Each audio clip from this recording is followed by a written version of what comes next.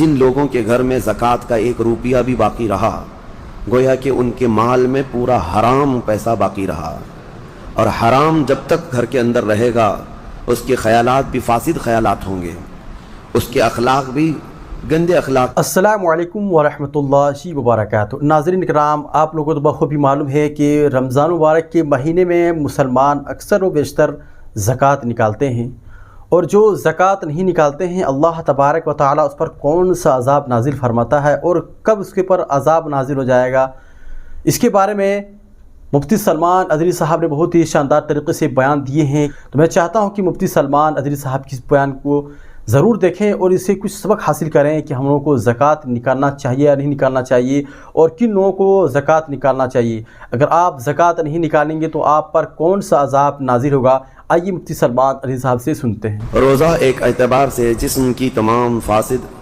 اور تمام تر بری بیماریوں کو ختم کرنے کا ذریعہ بھی ہے۔ اسی طرح سے اللہ تعالیٰ نے جب آپ کو مال دیا ہے تو اس مال کی حفاظت کا بھی طریقہ اللہ نے بتایا کہ سال میں 1 مرتبہ تم اپنے مال کی زکوٰۃ نکال دو تو یہ مال کا میل نکل جائے گا۔ اس کو احادیث کریمہ میں بھی بیان کیا گیا ہے۔ آپ اگر دن بھر کام پہ رہتے ہیں تو 2 دن ہو جائے، 4 دن ہو جائے، 8 دن نہ ہو، 8 دن ہو جائے، اگر آپ نہاتے نہیں تو آپ کے بدن سے بدبو آنے لگ جائے گی اور لوگ قریب آنا چھوڑ دیں، اور یہ جسم کی بدبو بڑھتی چلی جائے گی۔ اس کے لیے آپ کو نہانا ضروری ہے۔ کوئی بھی آدمی ہو دنیا میں وہ اپنے جسم کی صفائی کے لیے نہاتا ضرور ہے، کوئی 2 دن میں، کوئی روزانہ، کوئی 3 دن میں، لیکن نہاتا ہے۔ اسی طرح مال کو بہت دنوں تک اگر کوئی جمع کر کے رکھا ہے تو دنیاوی میل اس پر چڑھ جاتا ہے، اور اگر اس کو وہ نہیں پاک کیا تو اس مال کی بدبو اسے ڈس لیتی ہے، اور اس مال کی بدبو اسے بد اخلاق بنا دیتی ہے اور عیاش بنا دیتی ہے۔ جن لوگوں کے گھر میں زکوٰۃ کا 1 روپیہ بھی باقی رہا گویا کہ ان کے مال میں پورا حرام پیسہ باقی رہا، اور حرام جب تک گھر کے اندر رہے گا اس کے خیالات بھی فاسد خیالات ہوں گے، اس کے اخلاق بھی گندے اخلاق کی طرح بڑھتے رہیں گے۔ میں آپ کو بتاؤں، کسی کے گھر کے سامنے سے آپ گزر رہے ہیں اور گھر کے اندر اگر کسی نے اگربتی جلائی ہے، بخور لگایا ہے تو خوشبو باہر آ ہی جاتی، گزرتے ہی پتہ چلتا ہے۔ لیکن اگر کسی کے گھر کا ٹوائلٹ ٹوٹ چکا اور اس کی غلاظت گھر کے اندر بہہ رہی ہے تو اس کی بدبو صرف گھر والے نہیں باہر والے بھی سونگنے لگ جائیں گے۔ اسی طرح سے حرام مال کسی کے گھر میں ہے تو اللہ کے فرشتے اس گھر کے آس پاس تک نہیں آتے ہیں۔ حرام مال جس کے گھر میں جمع کیا ہوا ہو وہ ایسی ہی بدبو دیتا ہے، اللہ کے فرشتے اس کے قریب نہیں آتے ہیں۔ اسی لیے میرے عزیزو، زکوٰۃ کا نظام لوگوں کو ایسا لگتا ہوگا کہ یہ صرف دان دینا ہے، جیسے دوسرے دھرموں میں ہے، دوسرے ادیان میں ہے، جسے دان جس کو کہتے ہیں کہ جس کو جتنا چاہے وہ دان دینا چاہیے، اور اس کے ہاں ان لوگوں کو بڑھا چڑھا کر کے بھی بیان کیا جاتا ہے۔ دان ایک خیرات ہو گئی، وہ نفل ہے۔ اسلام میں وہ دان دینے کا وہ تو ایک بہت بڑا الگ طبقہ ہے، یعنی خیرات کرنا، لیکن زکوٰۃ جو ہے یہ صرف خیرات نہیں، یہ فرض ہے۔ جیسے آپ کے لیے فرض یہ نماز فرض ہے، جمعہ آپ کے لیے فرض ہے، اسی طرح سے صاحب حیثیت کے لیے زکوٰۃ فرض ہے، اور اگر اس نے زکوٰۃ نہیں نکالا تو اس کے متعلق قرآن کیا کہتا ہے سنیں، والذین یکنزون الذهب والفضة ولا ينفقونها في سبیل اللہ فبشرهم بعذاب علیم۔ محبوب، جو لوگ سونا اور چاندی کو جمع کر کے رکھ لیتے ہیں اور اللہ کی راہ میں اس کی زکوٰۃ نہیں دیتے یا خرچ نہیں کرتے، آپ ان کے لیے دردناک عذاب کی بشارت دے دیجئے۔ اللہ فرما رہا ہے اپنے محبوب سے، ان لوگوں کو دردناک عذاب کی بشارت دے دے۔ کیا ہوگا؟ یوم یحمى علیہا فی نار جہنم فتکوی بہا جباہہم وجنوبہم وظہورہم ھذا ما کنزتم لانفسکم فذوقوا ما کنتم تکنزون۔ اللہ فرماتا ہے جس دن آگ تپائی جائے گی، جہنم کی آگ تپائی جائے گی، بھڑکائی جائے گی، تو اس آگ کے ذریعے سے ان کی پیشانیوں کو داغا جائے گا، ان کے بازوؤں کو داغا جائے گا، ان کے پیچھے والے حصے کو داغا جائے گا اس گرم تپی ہوئی آگ سے، اور پھر اس سے کہا جائے گا ھذا ما کنزتم لانفسکم، یہ تو وہی ہے جو تو نے اپنے لیے خزانہ کر کے رکھا تھا، یہ وہی ساری چیزیں ہیں جو تو نے اپنے لیے سیو کر کے رکھا تھا۔ فذوقوا ما کنتم تکنزون، جو کچھ تم جمع کرتے تھے اب چکھو آج کے دن، آج اس کو چکھو، یہ کہا جائے گا، اس کو چکھایا جائے گا اور عذاب میں مبتلا رہے گا۔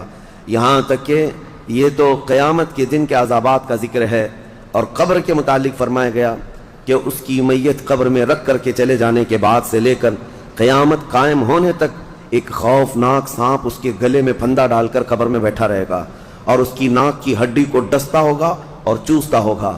وہ قبر والا پریشان اس عذاب سے اس کو دور کرنے کی کوشش کرتا رہے تو وہ سانپ کہتا ہے کہ تو مجھے کیوں الگ کرتا ہے، میں تیرا مال ہی تو ہوں جسے تو دنیا میں بہت زیادہ عزیز رکھتا تھا، میں تیرا سونا چاندی اور تیرا جمع کیا ہوا مال ہی تو ہوں، تو اب اس سے مجھ سے چھٹکارا اس وقت تک نہیں حاصل کر سکے گا جب تک اسرافیل علیہ السلام سور نہ پھونک دیں۔ میرے عزیزو، یہ جو وعیدیں آئی ہیں ان لوگوں کے لیے ہیں جنہوں نے اپنے مال کا حق اللہ کی راہ میں نہیں دیا۔ آپ دیکھیں اللہ کریم نے جو کچھ بھی دیا ہے آپ کو، یہ آپ کی اپنی محنت نہیں۔ جو اگر یہ سمجھتا ہو میں نے اپنے خون پسینے کی محنت سے یہ سب کمایا ہے، یہ خام خیالی ہے میرے عزیز۔ اللہ تبارک و تعالیٰ اگر نہ دینا چاہے تمہاری ناک زمین پر گھس جاتی، وہ ایک سکہ بھی تجھے نہ ملتا۔ رب تعالیٰ کی یہ عنایتیں ہیں جو تمہیں مال دیا، لیکن جس نے دیا کیا تم سے اس نے پورے آدھے مال کا تقاضا کیا؟ رب تبارک و تعالیٰ نے فرمایا کہ تم کو اگر 1,00,000 روپے کی قیمت کی کوئی چیز آج دنیا میں دی گئی تو 50,000 اللہ کی راہ میں دے دینا، یا 1/4 25,000 دے دینا، 1 پاؤ حصہ دے دینا۔ نہیں، دنیا تو تقاضا کرتی ہے پرسنٹیج کا۔ یہاں رب تبارک و تعالیٰ نے پورے سال میں، وہ بھی انکم پر نہیں، سیونگ پر۔ یاد رکھو دنیا کی جو ٹیکس ہیں، جتنی بھی ڈپارٹمنٹ ہیں، وہ تمہارے انکم پر ٹیکس لگاتی ہیں۔ انکم جتنی ہو رہی ہے اس پر ٹیکس ہے۔ انکم ٹیکس کیا ہے؟ آپ جتنا کما رہے ہیں اس پر ٹیکس آتا ہے، لیکن میرا مولا تمہارے انکم پر نہیں۔ تم سال میں کروڑ روپے بھی کماتے کیوں نہ ہو، لیکن اگر بچتا کچھ نہیں ہے تو زکوٰۃ کچھ بھی نہیں، زکوٰۃ کچھ بھی نہیں ہے۔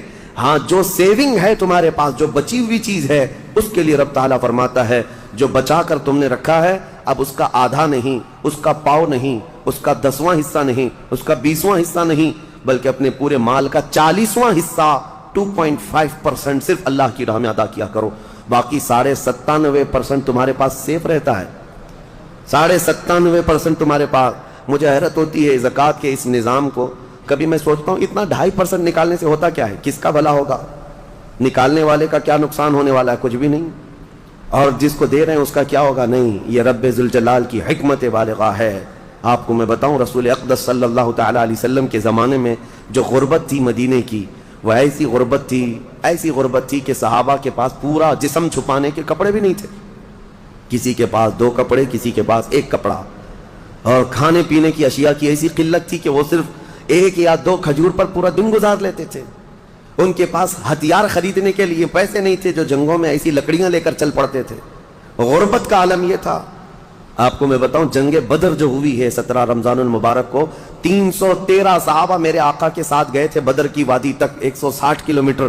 لیکن آپ کو پتا ہے ان 313 صحابہ کے درمیان صرف 4 گھوڑے تھے، 4 گھوڑے۔ آپ سوچ سکتے ہیں 4 گھوڑے تھے صرف جس پر سواری کی جا سکتی ہے 313 لوگوں کے پاس۔ وہ غربت کا عالم تھا، لیکن نبی کریم صلی اللہ تعالیٰ علیہ وسلم نے یہ زکوٰۃ کا نظام قائم فرمایا۔ میں آج آپ کو بتاؤں کہ حضور پاک کی وفات ظاہری کے بعد صدیق اکبر کا زمانہ آیا، 2.5 سال صدیق اکبر نے خلافت کی۔ اس کے بعد سیدنا عمر ابن خطاب کا زمانہ آیا۔ اب دور خلافت عمر میں حضرت عمر فاروق کی خلافت کا دور ہے۔ اب زکوٰۃ کا نظام بڑھ چکا تھا، اسلام کی سرحدیں بھی بہت دور ہو چکی تھیں، بہت پھیل چکی تھیں۔ یمن کے گورنر سیدنا معاذ ابن جبل رضی اللہ تعالیٰ عنہ، صحابی رسول ہیں، وہاں کی زکوٰۃ کلیکٹ کرتے ہیں اور وہ زکوٰۃ مدینہ بھیجتے ہیں حضرت عمر کے پاس، خط لکھ کر کے، امیر المومنین، یمن کے غنی حضرات کی یہ زکوٰۃ ہے، فقراء مدینہ میں اس کو تقسیم کر دیا جائے۔ جب مال مدینے پہنچا، سیدنا عمر فاروق رضی اللہ تعالیٰ عنہ نے لیا، مدینے میں اعلان کیا کہ یمن سے زکوٰۃ آئی ہے، جو مستحقین ہیں وہ آ جائیں۔ 3 دن تک مسلسل اعلان ہوتا رہا، مدینے میں ایک آدمی بھی زکوٰۃ لینے والا رہا ہی نہیں۔ ہر ایک اتنا کیپیبل ہو چکا تھا کہ زکوٰۃ دینے والے تھے، مدینے میں لینے والا کوئی تھا ہی نہیں۔ یہ اتنا جلدی کیسے ریولیوشن آیا؟ اس غریبی سے کیسے لوگ اس منزل تک پہنچے؟ حضرت عمر فاروق رضی اللہ تعالیٰ عنہ نے پوچھا کہ مدینے میں کوئی آنے والا نہیں ہے زکوٰۃ لینے کے لیے؟ یہ وہی مدینہ ہے، جب آئے تھے تو ان کو پانی کی قلت تھی، پانی بھی نہیں پی پا رہے تھے، پیسے دے کر خریدنا پڑتا۔ تو پھر حضرت عمر نے خط لکھ کر کے واپس بھیجا حضرت معاذ بن جبل کو کہ مدینے میں کوئی بھی اب زکوٰۃ کا مستحق نہیں رہ گیا، لہٰذا یمن کے فقیروں میں ہی اس کو تقسیم کر دو۔ حضرت معاذ بن جبل کے پاس یہ مال دوبارہ گیا اور انہوں نے دوبارہ پھر خط لکھ کر کے بھیجا کہ حضور پورے یمن میں بھی کوئی فقیر نہیں رہ گیا۔ یہ نظام مصطفیٰ ہے، یہ نظام مصطفیٰ ہے۔ تم سمجھتے ہو 2.5% سے کچھ نہیں ہوتا؟ بہت بڑا ریولیوشن آتا ہے، بہت بڑا انقلاب آتا ہے، کیونکہ یہ حکم اللہ کا ہے، اور جب یہ صحیح جگہ پر پہنچے گی تو رب ذوالجلال وہ اس کی شان قدرت ہے کہ اس کس غریب کو اٹھا کر غنی بنا دے۔ میرے عزیزو، آج کئی نظام درہم برہم ہے، ہماری زکوٰۃ کا نظام بھی درہم برہم ہے۔ بعض لوگ تو زکوٰۃ کو چاہتے ہی نہیں کہ نکالیں گے، نعوذ باللہ، وہ عذاب الہی کے شکار ہوں گے۔ وہ چاہے 1 روپیہ بھی بچا کر کے جائیں تو پھر ان کے اوپر یہ قرضہ چڑھا ہی رہے گا مرنے تک، اور موت کے وقت جو اس کے لیے سختیاں ہیں یہ مال کی وجہ سے، اللہ بچائے۔ کچھ کا تو زکوٰۃ پر ایسا معاملہ ہے کہ وہ دینا نہیں چاہتے، اور کچھ ایسے ہیں جو دے تو لیتے ہیں لیکن کہاں دینا ہے یہ نہیں معلوم۔ اس کی وجہ سے یہ نظام ایسا ہو گیا، مستحقین تک زکوٰۃ پہنچتی نہیں، اور کسی جگہ زکوٰۃ جا کر کے جام ہو جاتی ہے، کسی جگہ زکوٰۃ ایک ہی جگہ جا رہی ہے اور وہاں سیف ہوتی گئی، اور جو مستحق تھا وہ مستحق ہی رہ گیا۔ اصل مسئلہ جو ہمارے بیت المال کا تھا وہ نظام ہی نہیں ہے۔ پہلے بیت المال ہوا کرتا، امیر المومنین جو ہوتے وہ سب کی زکوٰۃ کلیکٹ کر کے بیت المال میں جمع کرتے، اور پھر جتنے بھی فقراء ہوتے تھے ان کا رجسٹر ہوتا تھا کہ کون کون مستحق ہے، اور ان کو سال پر فوکس کر کے بیت المال سے دیا جاتا۔ اگلے سال تک وہ فقیروں کا نام رجسٹر میں ہوتا ہی نہیں تھا، کیونکہ ان کو اتنا دیا جا چکا ہوتا کہ وہ اپنا کاروبار کر رہے ہوتے، اپنی تجارت لگا چکے ہوتے، اور دوسرے سال وہ خود اپنی زکوٰۃ لے کر کے بیت المال میں آتے تھے۔ یہ نظام تھا۔ بہرحال عزیزان گرامی وقار، جتنا بھی ہمارے پاس اب بچا ہے نظام، اس میں اللہ رب العزت کے حضور جانے سے پہلے اپنے مال کو اس کی راہ میں اس کے حکم کے مطابق ادا کر دو، ورنہ جو عذاب الہی قارون کو آیا تھا، آپ کو پتا ہوگا، قارون دنیا کا سب سے بڑا مالدار آدمی، اللہ تعالیٰ نے اس کو بے حساب دولت دی تھی۔ اسی سے سوچو آپ کہ اس کے خزانے اتنے تھے کہ خزانوں کی چابیاں 70 اونٹوں پر لاد کر لی جاتی تھیں، خالی چابیاں رکھنے کے لیے 70 اونٹ لگ جاتے تھے، تو پھر خزانے کتنے رہے ہوں گے۔ بے حساب اللہ نے اسے مالک بنایا تھا دنیا کا، لیکن جب زکوٰۃ کا حکم آیا حضرت موسیٰ علیہ السلام تو اس نے آنا کانی شروع کی کہ ایسا اتنا مال چلا جائے گا، اتنے خزانے تو زکوٰۃ میں جا رہے ہیں۔ موسیٰ علیہ السلام نے اس کے لیے رعایت کی درخواست کی، تو رب تعالیٰ نے کتنی رعایت کی پتہ ہے؟ کہ قارون کے لیے زکوٰۃ اتنی کہ وہ 1000 میں 1 روپیہ دے، 1000 میں 1 روپیہ دے۔ آج آپ 100 میں 2.5 روپیہ دیتے ہیں، اور اتنے بڑے مالدار کو، کیونکہ رب تعالیٰ بہتر جانتا تھا، جب اس نے اس کا بھی کیلکولیشن کیا تو کئی خزانے زکوٰۃ میں نکل رہے تھے۔ اب اس کا دل نہیں مانا کہ اتنے میں خزانے کسی کو مفت میں یوں ہی دے دوں۔ مال ایک ایسی چیز ہے جب کسی کے دل پر یہ غلبہ کر جاتی ہے تو اپنے باپ کو بھی نہیں تسلیم کرتا، نہ اپنے بیٹے کو تسلیم کرتا۔ اسی لیے میرے آقا صلی اللہ علیہ وسلم نے فرمایا، مال کے طلبگار کتے کی طرح ہیں۔ کتا جو ہے مردہ کھانے کے لیے جاتا ہے، پورا بیل کھا تو نہیں سکتا لیکن دوسرے کتے کو برداشت بھی نہیں کر پاتا، کھاتا تو نہیں ہے پورا، لیکن کوئی دوسرا کتا آئے تو بھونکنے لگے گا، دانت نکالے گا، اس کو چیخ مارے گا۔ یہ حدیث پاک میں مثال اللہ کے حبیب نے فرمائی ہے کہ دنیا کا طلبدار کتے کی طرح ہے، اور دنیا مردہ ہے۔ اس مردار کو کھانے کے لیے جتنے جھپٹ پڑے ہیں وہ اپنے سگے بھائیوں کو بھی اپنے کاروبار میں برداشت نہیں کر پاتے، شریک اس کو پارٹنر برداشت نہیں کر پاتے۔ میں یہ عرض کر رہا تھا قارون کے متعلق، اس نے موسیٰ علیہ السلام پر زنا کی تہمت لگانے کا ارادہ کر لیا کہ میں ان کو ڈیمیج کر دوں گا تاکہ پوری قوم میں ان کی امیج گر جائے، ختم ہو جائے۔ لیکن موسیٰ علیہ السلام پر وہ تہمت لگا نہ سکا۔ جس عورت کو اس نے پیسے دے کر خریدا تھا وہ عورت بول پڑی کہ مجھے قارون نے اتنے پیسے دیے موسیٰ پر تہمت لگانے کے۔ حضرت موسیٰ علیہ السلام کو جلال آیا، آپ نے صرف اتنا حکم کیا کہ اے زمین قارون کو نگل جا۔ زمین پھٹ گئی، قارون اندر جانے لگا۔ عذاب کو اپنی آنکھوں سے دیکھنے کے بعد بھی مال کا جو حریص ہوتا ہے، لالچی ہوتا ہے، اس کی طلب کیا رہ جاتی ہے پتہ ہے؟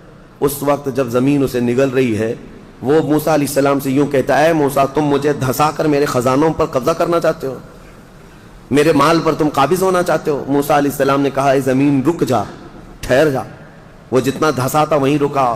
پھر آپ نے حکم فرمایا، زمین اس کے پورے خزانوں کو نگل جا۔ زمین پھٹ گئی اور ایسے اس کے خزانے ریت بن گئے، پورے دھس گئے۔ آج بھی وہ مصر میں بحیرہ قارون نام سے فیوم کی ایک جگہ میں موجود ہے، ایک سمندر کی طرح دکھتا ہے جس پر پورا پانی ہے آج، جہاں اس کے خزانے غرق کر دیے گئے تھے۔ اور اس کے بعد پھر موسیٰ علیہ السلام نے حکم دیا، زمین اس کو بھی نگل جا۔ وہ ہمیشہ کے لیے زمین دوست زمین بوس ہو گیا، ختم ہو گیا. اور اس کا ذکر قرآن پاک میں بھی اللہ تعالیٰ نے فرمایا وَآتَيْنَاهُ مِنَ الْكُنُوزِ، ہم نے اس کو خزانے دیے تھے. لیکن اللہ کی راہ میں جب دینے کی بات آئی تو پھر دل پسیج گیا، اور دل کے اندر نہ جانے کیسے کیسے خیالات آئے کہ میں نہیں دوں گا. آج جس کو مال کی محبت غالب ہو گئی اس کا حشر قارون کے ساتھ ہوگا قیامت کے دن، وہ قارون کے ساتھ اٹھایا جائے گا. میرے عزیزو، مال دینے سے کبھی کم نہیں ہوتا. میں آپ کو بتاؤں 1400 سال کے بعد بھی آج بھی مدینہ طیبہ میں حضرت عثمان غنی کا اکاؤنٹ چل رہا ہے. پتہ ہے آپ کو؟ ان کے نام کی آج بھی ہوٹل ہے، وقف عثمان بن عفان. ان کا خریدا ہوا کنواں آج بھی موجود ہے مدینے میں. ان کے پیسے ابھی ختم نہیں ہوئے، ان کے پیسوں سے میونسپلٹی کا خرچہ آج بھی نکالا جاتا ہے مدینے کا.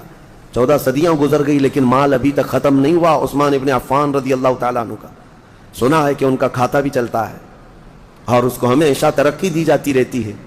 میں یہ پوچھنا چاہتا ہوں میرے عزیزو، اللہ کی راہ میں دینے والے وہ عثمان ابن عفان جن کے لیے میرے آقا صلی اللہ علیہ وسلم نے دعا کی تھی. جب جیش العسرہ جنگ تبوک میں جا رہے تھے، نبی پاک صلی اللہ تعالیٰ علیہ وسلم نے اعلان فرمایا کوئی ہے جو اللہ کی راہ میں اپنا مال خرچ کرے؟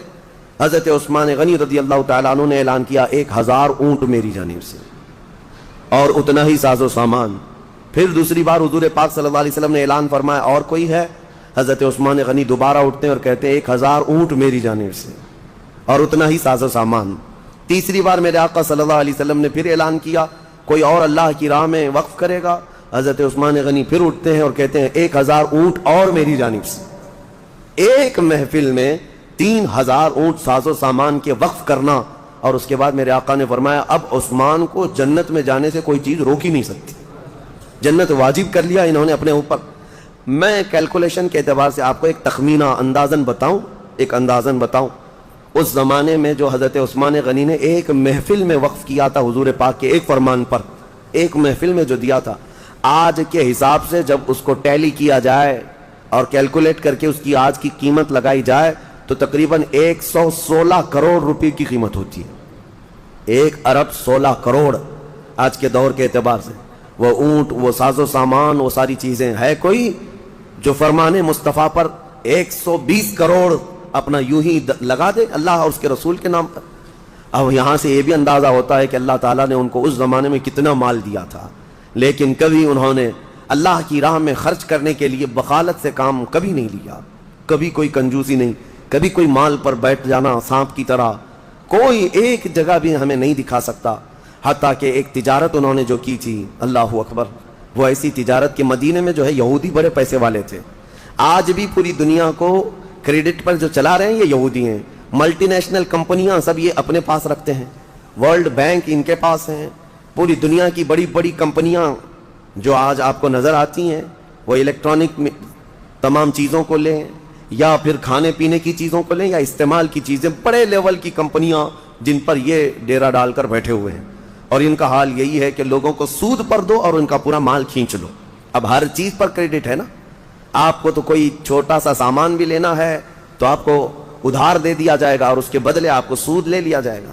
یہودیوں کی یہ فطرت میں برسوں سے ہے، آج سے نہیں. پوری دنیا کو یہ نوٹ پر لا کر کھڑا کی ہیں. پہلے نوٹ یہ پیسے نہیں تھے، یہ جو کاغذ کی نوٹ آج آپ دیکھتے ہیں، یہ اگر حکومت نے کہہ دیا کہ آج سے اس کی ویلیو نہیں تو کل سے تو اس کو کچرا اٹھانے کے بھی کام میں نہیں آئی.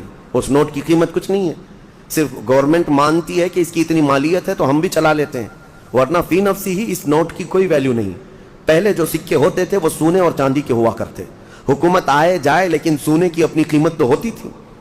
کوئی حکومت چلی بھی جائے، سونے کے سکے آپ کے پاس ہیں، چاندی کے سکے آپ کے پاس ہیں، بس اس کا نقشہ ہی تو مٹانا ہے، میلٹ کر کے دوسرا بنا لیتے ہیں. لیکن انہوں نے پوری دنیا سے یہ درہم و دینار کو ختم کیا اور نوٹ پہ لا کر کھڑا کیا. اس کی وجہ یہی تھی کہ نوٹوں کے ذریعے سے ان کو اتنا مالدار بنا جائے. اچانک ایک دن جیسے یہاں اعلان ہوا تھا، کہہ دیا جائے کہ نوٹوں کی کوئی ویلیو نہیں ہے، سب کے سب فقیر ہو جائیں گے، سب کے سب فقیر، کسی کے پاس کچھ نہ رہے. اس زمانے میں مدینہ طیبہ میں یہ یہودی یوں کرتے تھے کہ جو تجارت کا قافلہ ملک شام سے آتا تھا مدینے میں مال بیچنے کے لیے، تو یہ مدینے سے کچھ میل دور جا کر کے پورا مال خرید لیتے تھے اور خرید کر کے مدینے میں لا کر کے اس کو جمع کرتے. پھر 8-10 دن کے بعد اس مال کو ڈبل ٹبل نہیں، پتہ نہیں کتنے کتنے داموں سے یہاں مدینے والوں کو بیچتے تھے. بہت مہنگی چیزیں یہاں مدینے میں بیچتے، لوگ مجبوراً وہ سامان خریدتے. ایسے حالات تھے. ایک بار ہوا یہ کہ حضرت عثمان غنی کو جب یہ چیزیں ان کی حالتیں معلوم تھیں تو قافلہ ملک شام سے تجارت کا آ رہا تھا، ابھی بہت دور تھا، حضرت عثمان غنی نے جا کر پورا قافلہ خرید لیا، پورا مال خرید لیا، اور خرید کر کے جب مدینے آئے یہودیوں کو پتہ چلا کہ ہم تو لیٹ ہو گئے ہیں، اب پھر سب کے سب دوڑے دوڑے آئے حضرت عثمان غنی کے پاس، دیکھو تمہارا تو یہ کام ہے نہیں، ہم برسوں سے یہ کام کر رہے ہیں، تم اپنا یہ مال بیچ دو۔ حضرت عثمان غنی نے کہا میں نے خریدا ہے، اب میں بیچوں گا، میں تجارت کے لیے لیا ہوں۔ کہا ٹھیک ہے تجارت، تم نفع کما لینا، کتنے میں لیے تھے اس کا ڈبل ہم سے لے لو، جتنے میں لیے تھے اس کا ڈبل ہم سے لے لو، یعنی اگر تم نے 1 لاکھ کی یہ پوری مالیت کا قافلہ خریدا ہے تو ہم سے 2 لاکھ لے لو۔ حضرت عثمان غنی نے کہا کہ میں اتنے کم نفع میں نہیں بیچوں گا اپنا مال۔ تو پھر وہ بحث و مباحثے کے بعد بڑھاتے ہیں، اچھا 2 گنا لے لو، 1 لاکھ روپے کی قیمت کا ہے تو ہم سے 3 لاکھ روپے لے لو، 2 نہیں 3 لاکھ روپے لے لو۔ حضرت عثمان غنی نے کہا نہیں میں اتنے کم نفع میں نہیں بیچوں گا۔ پھر بحث ہوتی رہی، 3 گنا پر آئے۔ اب اسی سے اندازہ لگاؤ کہ وہ 3 گنا حضرت عثمان غنی سے خرید رہے ہیں تو پھر مدینے والوں کو کتنوں میں بیچیں گے؟ تو حضرت عثمان غنی اس پر بھی انکار کر گئے کہ نہیں میں 3 گنا زیادہ پہ بھی مال نہیں بیچوں گا، مجھے اور نفع چاہیے، اور نفع چاہیے، میں تو زیادہ نفع کے لیے اس کو خریدا ہوں۔ وہ بحث کرتے کرتے کرتے شام ہو گئی اور 5 گنا تک آ گئے اور دھمکی دینے لگے کہ ہم نے اتنے نفع میں تمہارے مال کی بولی لگائی کہ اب دوسرا کوئی تمہارا مال خریدے گا ہی نہیں۔ حضرت عثمان نے کہا مجھے کچھ فرق نہیں پڑتا، مجھے کچھ نہیں فرق پڑتا۔ تو جاتے جاتے کسی یہودی نے کہا 10 گنا زیادہ پہ دے دو گے، 1 لاکھ کا مال 10 لاکھ میں دے دو گے؟ حضرت عثمان غنی نے کہا جاؤ تم اپنے گھر، میں اتنے کم نفع میں نہیں بیچنے والا۔ یہ کیا بات ہوئی؟ بہت باتیں بنائی حضرت عثمان غنی کے خلاف یہودیوں نے۔ اس کے بعد 1 دن گزرا تھا، مدینے کے ایک میدان میں پورے قافلے کا غلہ، تجارت کا مال سب اتار دیا گیا۔ حضرت عثمان غنی رضی اللہ تعالیٰ عنہ مدینے میں آئے اور عام اعلان کیا جس کو جس مال کی ضرورت ہے وہ اس میدان میں آئے اور مفت میں لے کر چلا جائے، جس کی جو ضرورت ہے۔ حضرت عثمان غنی کے اس اعلان پر غربائے مدینہ، فقراء مدینہ ٹوٹ پڑے، جن کو جس غلے کے اناج کی ضرورت تھی وہ بھر بھر کر لے کر چلے گئے۔ شام ہوئی تو یہودی آئے اور پوچھنے لگے عثمان یہ کیا کیا تم نے، یہ کیا کیا تم نے؟ ہم 10 گنا زیادہ پر مال خریدنا چاہتے تھے اور تم نے اونے پونے پتہ نہیں مفت میں کیوں بانٹ دیا؟ حضرت عثمان نے کہا میں نہیں کہتا تھا کہ میں زیادہ نفع چاہتا تھا، تم اتنا نفع نہیں دے سکے، کہا تم تو مفت میں دیے۔ کہا کس نے کہا؟ جھوٹ بات ہے، میں نے مفت میں دیا، میں نے اللہ کے ہاتھ 70 گنا زیادہ فائدے میں بیچا ہے، 70 گنا فائدے میں نے بیچا ہے اپنا مال، اور وہ بھی میرا خریدار خلاق کائنات رب العالمین ہے جو وعدہ خلافی نہیں کرتا۔ یہ عثمان غنی کا یقین اور توکل تھا اپنے رب کی ذات پر، کیونکہ قرآن میں اللہ نے فرمایا مثل الذین ينفقون اموالهم فی سبیل اللہ کمثل حبۃ انبتت 7 سنابل فی کل سنبلۃ 100 حبہ۔ انہی کی شان میں یہ آیتیں نازل ہوئی تھی، حضرت عثمان کی شان میں یہ آیتیں نازل ہوئی۔ اللہ فرماتا ان لوگوں کی مثال جو اللہ کی راہ میں دیتے ہیں ایسے ہی ہے جیسے کسی نے پھلیوں کی ایک بیج بوئی زمین پر۔ پھلی جانتے ہیں جس میں لمبی لمبی پھلیاں ہوتی ہیں، اللہ تعالیٰ فرماتا ہے پھلیوں کا بیج کسی نے بویا اور پھر جب وہ پودا اگ آیا تو اس پودے میں 70 بالیاں نکلیں، 70 پھلیاں نکلیں، اور ہر پھلی میں 100 بیج، ہر پھلی میں 100 بیج، ایک بیج ڈالا تھا 70 پھلیاں نکلیں اور ہر پھلی میں 100 بیج۔ اللہ فرماتا ہے کہ اس کا مطلب یہ ہوا کہ ایک بیج ڈالا تو 70 پھلیاں نہیں آئیں بلکہ 700، اور اللہ تبارک و تعالیٰ فرماتا ہے اس سے بھی زیادہ رب تبارک و تعالیٰ دینے پر قادر ہے۔ 700 نہیں، 7000، 70000، اس سے بھی زیادہ دینے پر رب ذوالجلال قادر ہے۔ عزیزان گرامی وقار، ہم نے اس نظام کو یوں سمجھ لیا ہے کہ ایک فیشن ہے، برسوں سے چلا آ رہا ہے۔ کچھ لوگ جو ہے کچھ ٹاول بانٹ دیے، کسی کو لنگیاں بانٹ دیے، کسی کو ٹوپیاں بانٹ دی اور سمجھتے زکوٰۃ ہو گئی، زکوٰۃ ہو گئی، اور کچھ عورتوں کو کپڑے بانٹ دیے، کچھ جگہ پر جو ہے کسی کو افطار کٹ دے دیا، یہ زکوٰۃ ہو گئی۔ کچھ چیزوں کا دکھاوا کر لینے سے زکوٰۃ نہیں ہوتی، زکوٰۃ کا مال پورا کا پورا حساب کرو، حساب کے ساتھ نکالو اور مستحق تک پہنچاؤ۔ یا اگر کسی کو وکیل بناتے ہو اپنی زکوٰۃ کا تو پھر اس وکیل کے ذریعے سے مستحق تک اس مال کو پہنچاؤ۔ آپ کو میں ایک بات بتا دوں، رب ذوالجلال تمہیں دنیا میں بھی کبھی شرمندہ ہونے نہیں دے گا اور آخرت میں بھی۔ بنی اسرائیل کی ایک خاتون کے متعلق میں گفتگو کو یہاں لا کر کے آپ کے سامنے عرض کرتا ہوں کہ ایک عورت، ایک لڑکی تھی، جوان دوشیزہ تھی، اس کا باپ بڑا کنجوس تھا، بخیل تھا، اور لڑکی بڑی دیالو سخی۔ ایک بار اس کے گھر فقیر آیا تو اس نے قیمتی چیز اٹھا کر کے اس لڑکی نے دے دیا جو اس کے باپ کو بڑی پسندیدہ تھی۔ اور وہ بہت اس کی حفاظت کرتا تھا. وہ قیمتی چیز تھی. اس لڑکی نے اٹھا کر ایک فقیر کی جھولی میں ڈال دیا. فقیر تو ناچتا خوش ہوتا چلا گیا. باپ کو جیسی پتہ چلا اس کی تو آگ لگ گئی بدن. پہلے سے تھا بخیل, خرچہ کرتا نہیں تھا, اور اس پر یہ کہ گھر کی سب سے قیمتی چیز لڑکی نے اٹھا کر دی. غصے میں آیا اور اپنی بیٹی کا ہاتھ کاٹ دیا. ہاتھ کاٹ دیا. یہ ظالم تھا. کہا کہ تو نے اٹھا کر دیا کیسے؟ بہرحال بات آئی گئی ہو گئی. جوان ہو گئی. اس کی شادی کی بات تھی. خوبصورت بہت تھی لیکن ہاتھ نہیں تھا. ہاتھ نہیں تھا. بہرحال ایک بہت مالدار گھرانے کا ایک نوجوان, اس زمانے کا شہزادہ تھا, اس کو یہ لڑکی پسند آ گئی لیکن ہاتھ دکھایا نہیں. جب لڑکی کی پسند چل رہی تھی یا لڑکے کی منہ دکھائی چل رہی تھی تو اس نے ہاتھ اندر چھپا رکھا تھا, کیونکہ دکھائیں گے تو عیب ہے اور جلدی کوئی شادی نہیں کرے گا. اسی پر وہ پسند کر لیا اور شادی فکس ہو گئی. لیکن کسی کو پتہ نہیں تھا, دولہے کے گھر والوں کو, کہ لڑکی کا ہاتھ نہیں ہے. وہ اپنے جبے میں اندر چھپائے رہتی اپنے کپڑوں میں. پھر چند دنوں کے بعد جب شادی ہوئی, گھر پہنچے, دلہن کو لے جا کر کے وہ اپنے گھر سجا سنوار کر لائے. اس کی بڑی ارمان تھی, بڑی خوبصورت عورت میرے گھر آ رہی. اخلاق کی بھی اچھی تھی, سیرت کی بھی اچھی, صورت کی بھی اچھی. لیکن رات کو جب دسترخوان پر بیٹھتے ہیں, اب ہاتھ تو تھا نہیں, سب کے سامنے کھانا تو ہے اور سیدھا ہاتھ غائب ہے. کیسے نکالے ہاتھ؟ بائیں ہاتھ سے کھائے تو لوگوں کو پتہ چلے. وہ خاموش بیٹھی رہی. اب اسے اندازہ ہونے لگا کہ میرا یہ عیب کھل جائے گا, میں کب تک اس کو چھپا کر کے رکھوں گی؟ کب تک؟ میرے گھر کی ماں اور میرے گھر کی عورتوں کے کہنے پر اب تک چھپائی رہی, لیکن اب کب تک چھپاؤں؟ اس کی آنکھوں میں آنسو آ گئے. پھر اس کے بعد لوگوں کا اصرار بڑھتا گیا کہ چلو کھاؤ, کھانا تو شروع کرو. اس کے دولہا, اس کے شوہر جو نئے نئے ابھی شادی والا تھا, اس نے کہا کہ میری رفیق حیات, ہاتھ نکالو اور کھانا شروع کرو. ہاتھ نکالو. ہاتھ نکالنے کو تیار نہیں.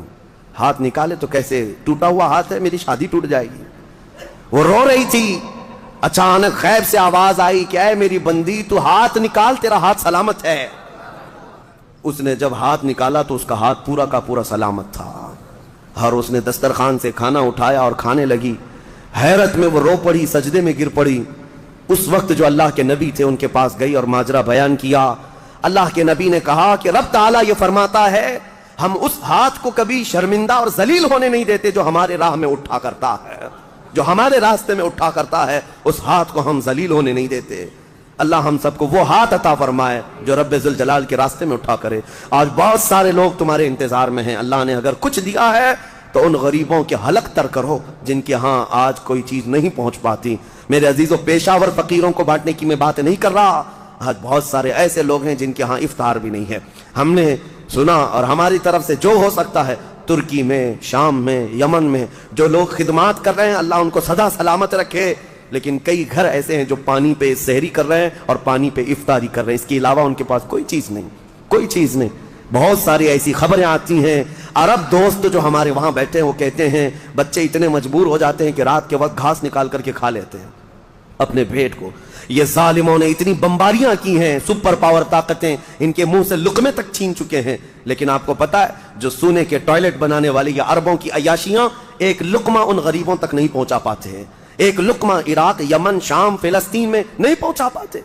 لیکن آپ حضرات اگر اپنا مال پہنچا نہیں بھی سکتے تو کم از کم ان غریبوں کا احساس تو کرو.